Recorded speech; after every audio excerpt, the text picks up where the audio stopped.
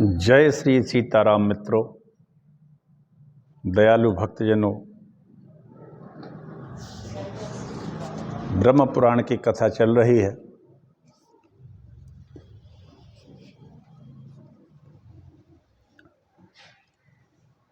कल कालिय नाग की कथा कही थी। भगवान कृष्ण की कथा है। धेनुकासुर और प्रलंब का वध कृष्ण बलराम जी के द्वारा किया गया। उसके बाद गिरिराज जी का पूजन कहा था। आज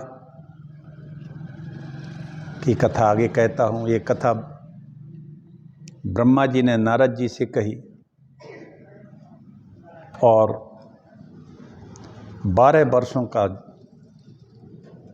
एक यज्ञ का आयोजन नैमिषारण्य तीर्थ में सतयुग में किया गया हुआ।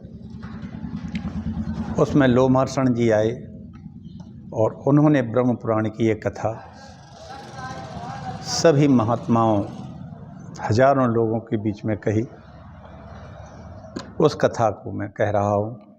ये ब्रह्म पुराण पूरा ब्रह्म के निरूपण में है और ब्रह्म भगवान श्री कृष्ण हैं, जिनको ब्रह्मा जी ने जो कथा कह रहे हैं, संभवतः आप सभी लोगों को बहुत अच्छी लग रही होगी।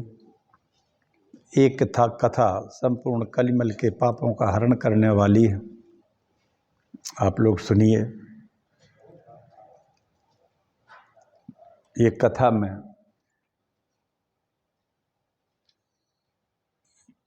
टीकमगढ़ मध्य प्रदेश से कह रहा हूँ। मैं डॉक्टर राजेंद्र मिश्रा, रिटायर्ड चिकित्सा अधिकारी हूँ, पंचकर्म विशेषज्ञ हूँ। मेरा फ़ोन नंबर है 9981870134। आप लोग यदि इस कथा को सुने या सुन रहे हो तो सब्सक्राइब ज़रूर करिए। इससे हमारा उत्साह भी बना रहता है और आपको भी कथा सुनने को मिलती रहेगी। जुड़ जाइए। मेरा चैनल है डॉक्टर हरिबोल डॉक्टर राजेंद्र मिश्रा। इसकी साइट पर जाके आप पिछले 2.5 वर्ष की वीडियो देख सकते हैं, क्योंकि कथा कहते हुए मुझे निरंतर प्रतिदिन कहता हूँ। चलिए एक छोटा सा मंगलाचरण करते हैं। इसके बाद समय का उपयोग करते हुए कथा को आगे बढ़ाते हैं। नमोस्तु रामाय सा लक्ष्मणाय देव्यै च तस्यै जनकात्मजायै नमोस्तु रुद्रेन्द्रयमानिलेभ्यो नमोस्तु चंद्राग्नि मरुद्गणेभ्यः।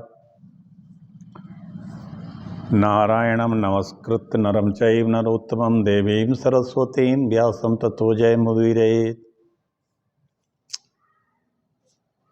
लेते सदा सुख दीन की सहज दया के धाम, जननी जनक राजेंद्र के प्रभु श्री सीताराम। आहा। तुलसीदास के पद कमल बारंबार मनाए, गुण गावहु श्री राम के हनुमत होए सहाय। जय मीरा के गिरिधर नागर सूरदास के श्याम, हरसी के प्रभु साह संवरिया तुलसी के श्री राम। सो कुल धन्य उमा सुन जगत पूज्य सुपनीत, श्री रघुवीर परायण जय नर उपज विनीत। सियावर रामचंद्र की जय।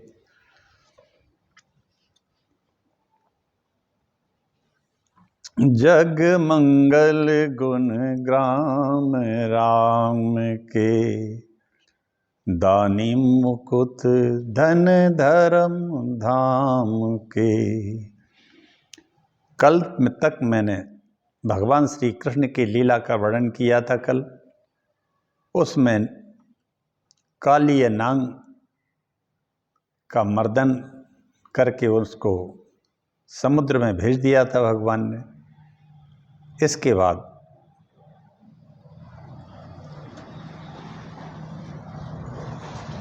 धेनुकासुर जो धेनुओं को खाता था, जो उसके ताड़वन में चली जाती थी, ताड़वन में जाते ही वो गधे का रूप ले लेता है और उनको मार के गायों को खा जाता था। इसी तरह मनुष्यों को भी मार के खा जाता था। तब धेनुकासुर का वध किया, उसको अपने लोक भेज दिया भगवान श्री कृष्ण ने। बलराम जी ने प्रलंब को देखा, उसको भेजा। फिर गोवर्धन की पूजा के लिए उन्होंने नंद बाबा से कहा कि हम इंद्र की पूजा क्यों करें, इंद्र से हमारा क्या लाभ होता है, हमारे लिए तो गौएं और एक गिरिराज महाराज ही देवता है। भगवान ने एक लीला की, सब लोग गिरिराज जी की पूजा करने लगे और गिरिराज जी साक्षात भगवान कृष्ण अपने चतुर्भुज रूप में गिरिराज के ऊपर बैठ के बोले, मैं गिरिराज जी हूँ, मुझे भोग लगाओ। सब लोग भोग लगाने लगे, उनकी पूजा करने लगे और भगवान खूब खीर पुआ इत्यादि को भोग लगाया।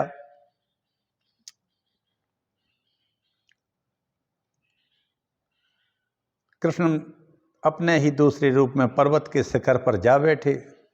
मूर्तिमान गिरिराज मैं हूँ, यूँ कहकर गोपों द्वारा अर्पित किए हुए नाना प्रकार के अन्नों का भोग लगाने लगे। वाह!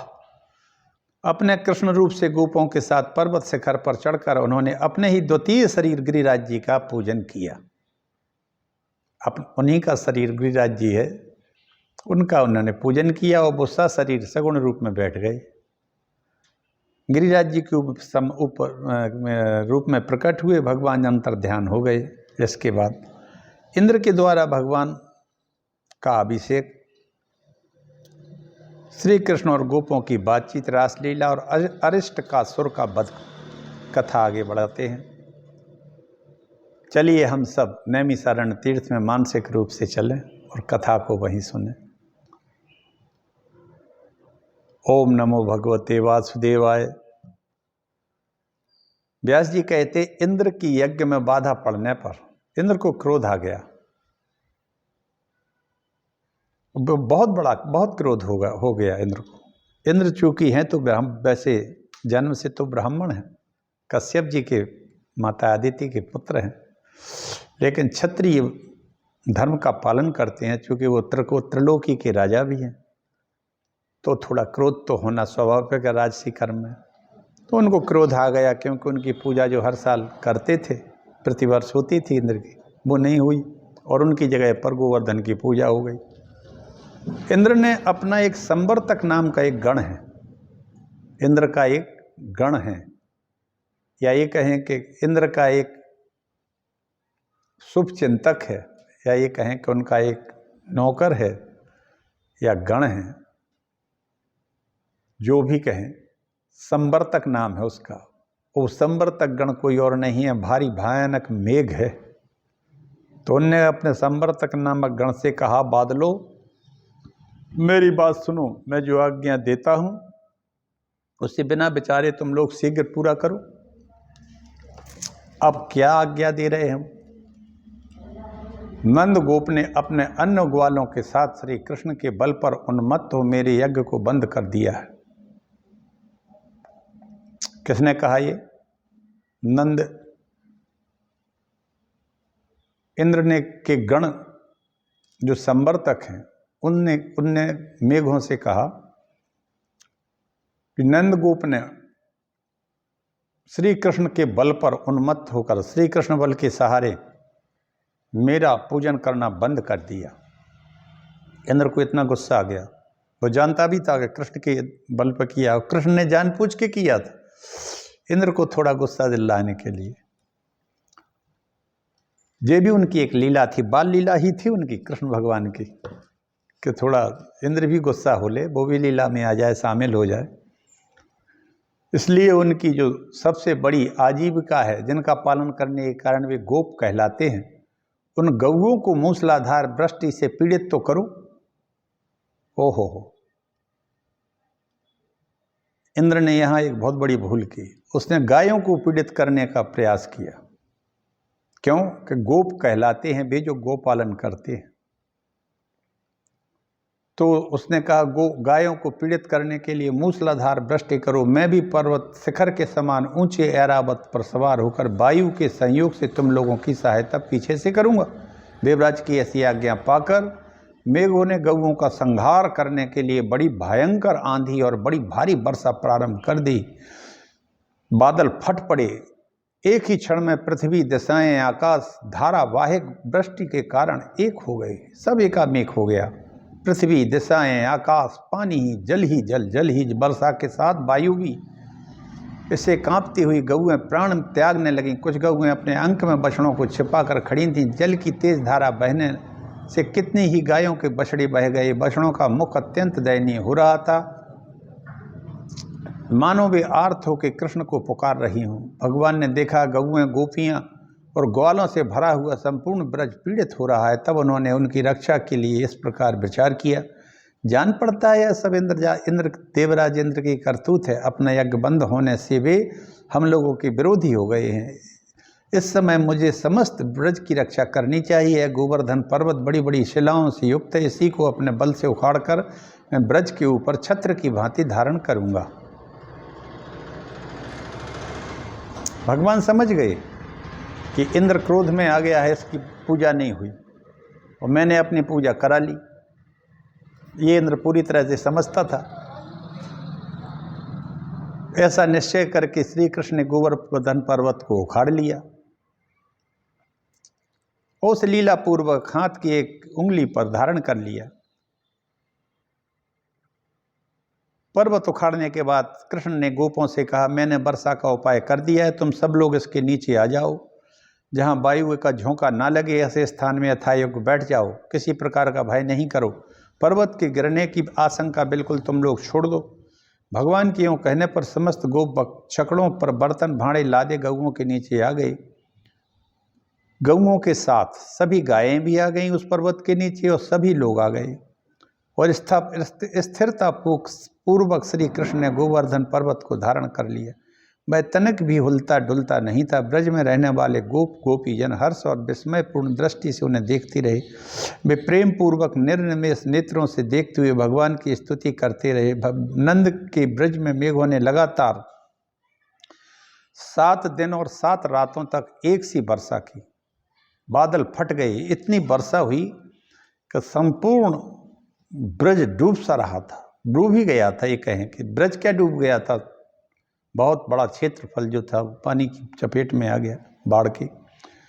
लेकिन पर्वत को धारण किए कृष्ण खड़े रहे 7 दिन 7 रात तक। अब कृष्ण कितने से थे? 8 वर्ष की उम्र भी नहीं थी कृष्ण की उस समय। उन्होंने धारण कर लिया। इससे गोकुल की रक्षा हुई, गायों की रक्षा हुई, बादलों को वर्षा करने से रोक दिया इंद्र ने, क्योंकि वो कुछ बिगाड़ नहीं सका। तब उन्होंने बादलों को वर्षा करने से रोक दिया। बादल हट गए, आकाश स्वच्छ हो गया। इंद्र को के षड्यंत्र का जो उसने किया था वो सफल नहीं हो सका। तब समस्त ब्रज के लोग प्रसन्नता पूर्वक वहाँ से निकलकर अपने स्थान पर आए। फिर श्री कृष्ण ने भी महापर्वत गोवर्धन को यथास्थान रख दिया। ब्रजवासी विस्मित होकर उनकी यह लीला देख रहे थे। श्री कृष्ण ने गोवर्धन पर्वत धारण करके समूचे गोकुल को बचा लिया। यह जानकर इंद्र को उनके दर्शन की इच्छा हुई। वे महागज गजराज ऐरावत पर आरूढ़ होकर ब्रज में आ गए।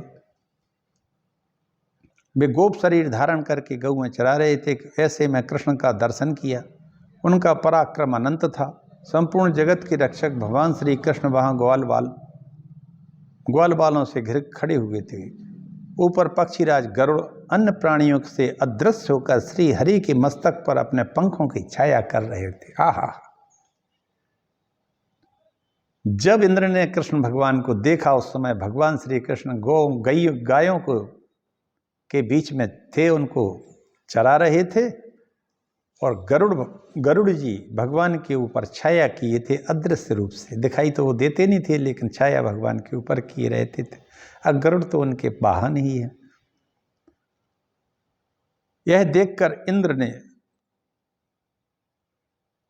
और पंखों की छाया भी करते थे गरुड़ भगवान कृष्ण के सिर पे, यह देखकर इंद्र एकांत में ऐरावत हाथी से उतरे और एकटक कृष्ण को देखकर बोले, महाबाहु, मैं आपके समीप जिस कार्य के लिए आया हूं उसे सुनिए। मेरे प्रति कोई अन्यथा विचार मत न करना। भगवान परमेश्वर आप ही संपूर्ण जगत के आधार हैं। हे कृष्ण, पृथ्वी का भार उतारने के लिए भूतल पर अवतरण हुए हैं। मेरा यज्ञ बंद होने से मेरे मन में विरोध हुआ।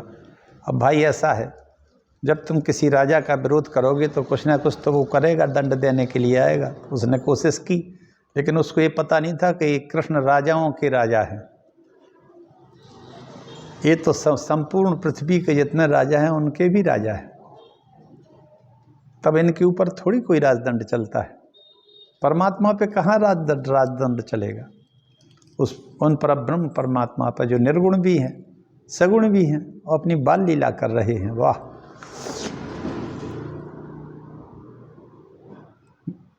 इसलिए मैंने गोकुल का नाश करने के लिए मेघों की वर्षा की थी। उन्होंने ही यह संहार मचाया है, परंतु आपने महापर्वत गोवर्धन को उखाड़कर समस्त गौओं को बचा लिया।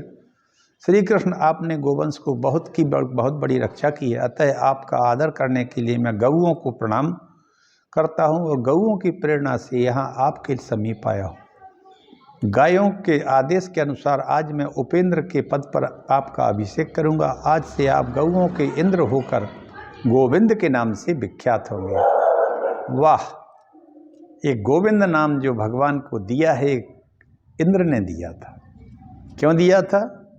उसने कहा आप गायों के राजा हैं, गायों के इंद्र हैं, इसलिए आपका नाम गोविंद पड़ गया। आज से मैं आपको गोविंद और केशव के साथ गोविंद भी कहूँगा, कृष्ण भी कहूँगा, केशव भी कहूँगा और गोविंद भी कहूँगा। कितना सुंदर नाम दिया है इंद्र ने। और उपेंद्र के पद पर आपका अभिषेक भी करूँगा। यूँ करे ऐरावत हाथी से घंटा उतारा, उसमें पवित्र जल भरा। उसका दिव्य जल से उन्होंने श्री कृष्ण का मस्तकाभिषेक किया। श्री कृष्ण का अभिषेक होते समय गौओं ने तत्काल अपने थनों से आहा दूध की धार की बहाकर वसुधा को भिगो दिया। अभिषेक का कार्य पूरा करके सचिपति इंद्र प्रेम और विनय पूर्वक श्री कृष्ण से फिर कहा, महाभाग, यह सब तो मैंने गौओं के आदेश से किया है। अब पृथ्वी का भार उतारने की इच्छा से मैं जो कुछ बातें आपसे कहता हूँ उसे सुनिए। मेरे अंश से इस पृथ्वी पर एक श्रेष्ठ पुरुष उत्पन्न हुआ है, उसका नाम अर्जुन है। कृष्ण ने कहा कि आप भार उतारने के लिए आए, आपका अभिषेक तो मैंने कर दिया। मेरा अंश इस पृथ्वी पर एक श्रेष्ठ पुरुष हुआ है, उसका नाम है अर्जुन। सदा आप उसकी रक्षा करते रहें भगवान। हे मधुसूदन, अर्जुन वीर पुरुष है। वह इस भूमि का भार उतारने के में आपकी सहायता करेगा। जैसे अपनी रक्षा की जाती है वैसे ही आपको अर्जुन की भी रक्षा करनी चाहिए।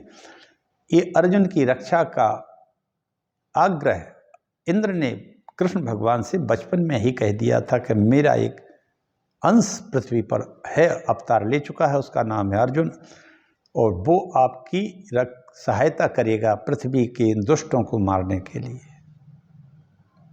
ये राक्षस जितने भी हैं। इसलिए आप अर्जुन की रक्षा करना। श्री भगवान बोले, देवराज, मैं जानता हूँ भरत वंश में आपके अंश से अर्जुन की उत्पत्ति हो गई है। मैं जब तक इस भूतल पर रहूँगा अर्जुन की रक्षा करूँगा। मेरे रहते अर्जुन को युद्ध में ना कोई जीत सका ना सकेगा। महाबाहु कोई नहीं जीत सकेगा। महाबाहु कंस, अरिष्टासुर, केसी, कुवल्या, पीड़, नरकासुर आदि दैत्यों के मारे जाने के पश्चात एक भारी युद्ध होगा जिसका नाम महाभारत है। यह महाभारत युद्ध होगा, उसकी समाप्ति होने पर यह जानना चाहिए कि पृथ्वी का संपूर्ण भार उतर जाएगा। अब आप जाइए, पुत्र के लिए चिंता ना कीजिए। मेरे आगे अर्जुन का कोई भी शत्रु सफल ना हो सकेगा। केवल अर्जुन के लिए ही मैं युधिष्ठिर आदि 5 भाइयों को महाभारत के अंत में कुंती देवी के समीप सकुशल लौटाऊंगा। अर्जुन के ये जो 4 भाई और थे उनको अर्जुन के भाई होने के कारण मैं उनकी भी रक्षा करूंगा और कुंती को के पास पहुंचा दूंगा। महाभारत के बाद श्री कृष्ण के यों कहने पर देवराज इंद्र ने उन्हें छाती से लगाया और ऐरावत पर आरूढ़ हो गए और स्वर्ग को चले गए। श्री कृष्ण गौओं और ग्वालों के साथ पुनः ब्रज में लौट आए। उनकी दृष्टि से वह मार्ग पवित्र हो गया। इंद्र के चले जाने पर गोपों ने अनायास ही अद्भुत कर्म करने वाले श्री कृष्ण से प्रेम पूर्वक कहा, हे महाभाग, आपने पर्वत उठाकर हमारी और गौओं की रक्षा की। अनुपम बाल लीला, समाज में नीचा समझे जाने वाला ग्वाली का शरीर और आपका यह दिव्य कर्म, यह सब क्या है? आपने जल में प्रवेश करके काली नाग का दमन कर डाला, प्रलंब को मार गिराया, गोवर्धन पर्वत को हाथ पर उठा लिया। इससे हमारे मन में तो अभी संदेह होने लगा है कि अमित पराक्रमी श्री कृष्ण, हम श्री हरि के चरणों की शपथ खाकर सत्य सत्य कहते हैं कि आपकी इस दिव्य शक्ति को देखते हुए हमें विश्वास नहीं होता कि आप मनुष्य हैं। सभी गोप कहते हैं कि आपकी लीलाओं को देख के, आपके कर्म को देखकर हमें ऐसे लगता है कि आप मनुष्य नहीं हैं कृष्ण। और किसकी शपथ खा रहे हैं? श्री हरि की। आहा, और श्री हरि सामने है। कृष्ण से कह रहे हैं कि मैं श्री हरि की शपथ खा के कहता हूं कि आप सामान्य व्यक्ति नहीं हैं। कृष्ण भगवान की ही शपथ खाकर श्री कृष्ण भगवान को ही सुना रहे हैं कि आप आदमी नहीं है, कोई सामान्य व्यक्ति नहीं है। आप या तो देवता हैं या दानव हैं, क्या यक्ष हैं, गंधर्व हैं। इन सब बातों का विचार करने से हमें क्या लाभ है? लेकिन आप मनुष्य नहीं हैं, कोई भी क्यों ना हो। इस समय हमारे बांधव हैं, आप हमारे बांधव हैं, अतः आपको नमस्कार है। हम देखते हैं कि स्त्री बालकों सहित समस्त ब्रज का आपके प्रति प्रेम बहुत है। यह कर्म भी आपका ऐसा है कि जिसे संपूर्ण देवता भी नहीं कर सकते हैं। अभी तो आप बालक हैं, फिर भी आपके बल की सीमा नहीं है। इधर आपने हम लोगों में जन्म लिया है, तो जो अच्छी श्रेणी में नहीं गिना जाता है। या मे आत्मन, इन सब बातों पर विचार करने से आप हमारे मन में शंका उत्पन्न कर देते हैं, क्योंकि आप हमारे बीच में तो पैदा हुए, वही असाधारण शक्ति कहाँ से आ गई? जबकि आप छोटे से हैं, अभी तो बालक ही हैं, युवा भी नहीं हुए। गोपों की बात सुनकर कुछ काल तक प्रेम से रूठकर चुपचाप भगवान बैठ गए। वो गुस्सा हो गए इन बातों को सुनकर और बोले, गोपगण, यदि मेरे साथ संबंध होने से आपको लज्जा नहीं आती तो, अथवा यदि मैं आप लोगों का प्रिय हूं, तो इस प्रकार की विचार करने की क्या आवश्यकता है? यदि मुझ पर आपका प्रेम है अथवा मैं आपकी प्रशंसा का पात्र हूं, तो मेरे प्रति अपने बंधु बांधवों के समान ही स्नेह रखिए, अपने भाइयों जैसा बंधु बांधव स्नेह रखिए। ये देवता दानव वाली बात मत करना। ना मैं गंधर्व हूँ, ना मैं अक्षर हूँ, ना मैं देवता हूँ, ना मैं दानव हूँ, मैं तो आपका बंधु हूँ। अतः यही आपको मानना चाहिए। मैं आपके विपरीत किसी भी विचार को मन में स्थान नहीं देना चाहिए आपको। श्री हरि का यह वचन सुनकर गोप मौन हो गए, डर गए, बेहल सोचकर कि कन्हैया हमारी बात सुनकर कहीं रूठ ना जाए। रूठ गया क्या? गुस्सा तो नहीं हो गया है? वहां से चुपचाप धीरे धीरे चल दिए। आह, कैसा भाग्य होगा उन गोपों का। भगवान से कह रहे हैं, मैं हरि की सौगंध खा के कहता हूँ, उनके चरणों का ध्यान करके कहता हूँ कि आप आदमी नहीं। भगवान भी रूठ गए और बोले, दो हम तुम्हारे बीच में पैदा हुए हैं, तो हम तुम्हारे बंधु बांधव हैं। और अंदर ना मैं कुछ देवता हूँ, ना कोई दानव हूँ, ना गंधर्व हूँ। इस तरह की बात मत लाना, नहीं तो मैं गुस्सा हो जाऊंगा। तब फिर सभी गोप धीरे धीरे चले गए कि कृष्ण कहीं रूठ ना जाए। वाह, क्या बात है। तदनंतर एक दिन निशा काल में श्री कृष्ण ने देखा कि आकाश स्वच्छ, चंद्रमा की चांदनी फैली है, भौरे गूंज रहे हैं, वन श्रेणी में अत्यंत मनोहारिणी जान पड़ते। प्रकृति की यह नैसर्गिक शोभा देखकर उन्होंने गोपियों के साथ रास करने का विचार किया। श्री कृष्ण ने अत्यंत मधुर स्वर में संगीत की मधुरतान छेड़ दी, जो वनिताओं को बहुत ही प्रिय थी। गीत की मनोरम ध्वनि सुनकर गोपियां घर छोड़कर निकल पड़ी और बड़ी उतावली के साथ उस स्थान पर आ पहुंची जहां मधुसूदन मुरली बजा रहे थे। वहां आकर कोई गोपी तो उनके स्वर में स्वर मिलाकर ही गाने लगी। आहा, कोई ध्यान देकर सुनती और मन ही मन भगवान का स्मरण करने लगी। कोई कृष्ण कृष्ण कहकर लज्जाने लगी, तो कोई प्रेम से अंधी होकर लज्जा को तिल्लांजलि उनके बगल में ही खड़ी हो गई। कोई गोपी बाहर गुरुजन को खड़ा देखकर घर के भीतर ही रह गई और नेत्र बंद करके तन्मय हो गोविंद का ध्यान करने लगी। गोपियों से घिरे हुए श्री कृष्ण रास लीला कर रसास्वादन करने को उत्सुक थे। अतः उन्होंने शरतकालीन चंद्रमा को ज्योत्सना से अत्यंत मनोरम प्रतीत होने वाली उस रजनी का सम्मान किया और रास को आरंभ करके उसे गौरव प्रदान किया। अब महारास की बारी आ जाती। भगवान ने उस चंद्रमा की चांदनी में, शरत चंद्रमा की पूर्णिमा की चांदनी बिखरी थी, उस दिन ये रास शुरू कर दिया। सभी गोपिकाएँ आ गई। इसी बीच कृष्ण गायब हो गए, अन्यत्र चली गई। गोपियों का शरीर श्री कृष्ण की चेष्टाओं के ही अधीन था।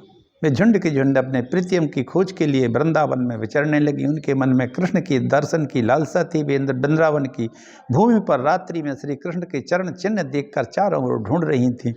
श्री कृष्ण की विभिन्न लीलाओं का अनुसरण करती हुई उन्हीं में व्यग्र हो सब गोपियाँ एक साथ वृंदावन में विचरने लगीं। बहुत खोजने पर जब नहीं मिले, तब उनके दर्शन से निराश हुए सबकी लौट कर यमुना के तट पर आई। उन्होंने मनोहर चरित्रों का गान करने लगी। और मित्रों, यही गान गोपी गीत कहलाता है। जयति ते दिकम, वाह क्या बड़ा गोपी गीत है, बड़ा मस्त गोपी गीत है, श्रीमद् भागवत में है। जयति ते दिकम जन्मनाम ब्रज। चलिए आगे कथा कहते हैं। बहुत अच्छा गोपी गीत है, बहुत सुंदर है। आप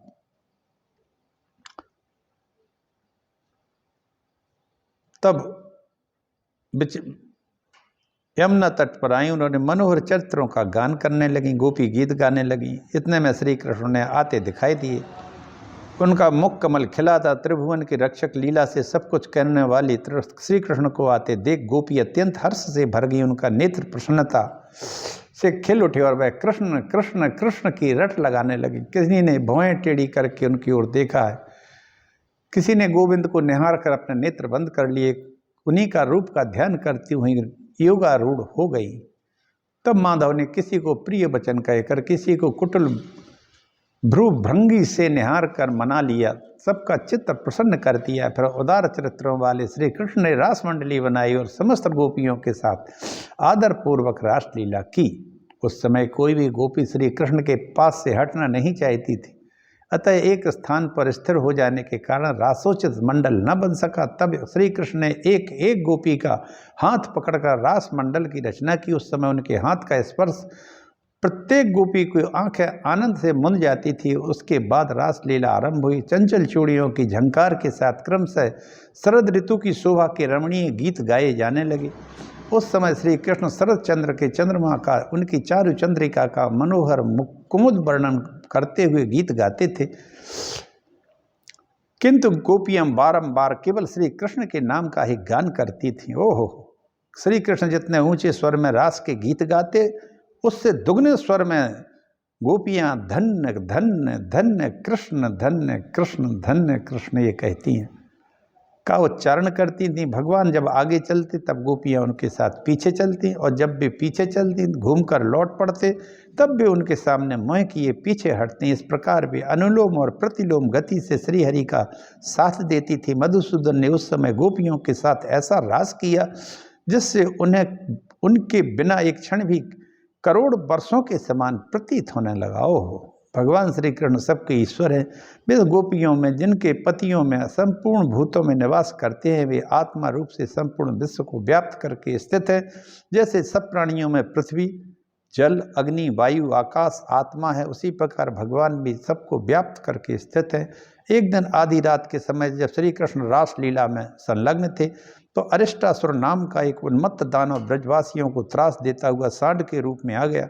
उसका शरीर जलपूर्ण मेघों के समान काला था, सींग तीखे थे, नेत्र सूर्य के समान तेजस्वी थे। अपने खुरों से अग्रभाग को पृथ्वी को विदीर्ण करने लगा।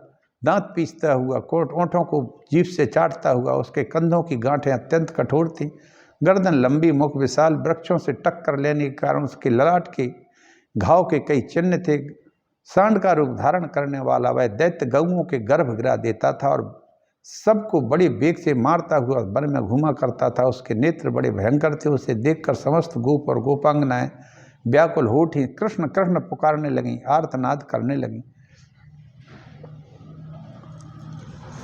वह शब्द सुनकर दुरात्मा वृषभासुर श्री कृष्ण की ओर ही दौड़ा। उसकी आंखें श्री कृष्ण के पेट की ओर ही लगी थीं। सामने उन्हीं की सीध में उसने सींगों का अग्रभाग रख कर दिया।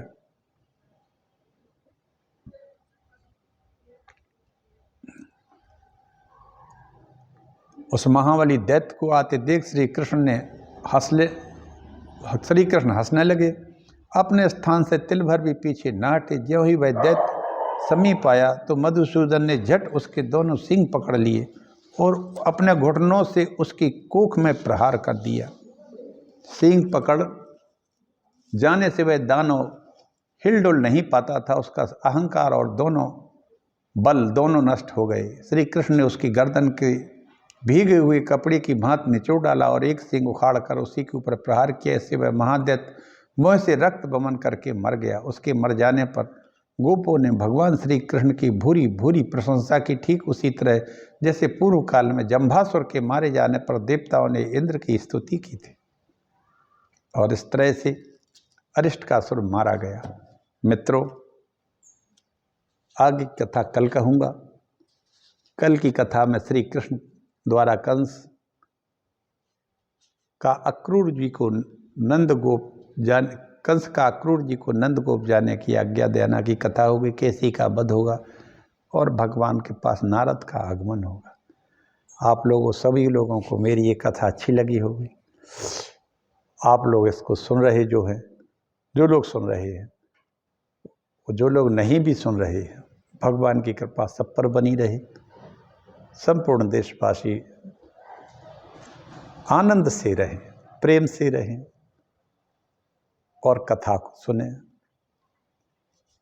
और हो सके तो सब्सक्राइब भी करिए, कथा जरूर सुनिए। जय हिंद, वंदे मातरम।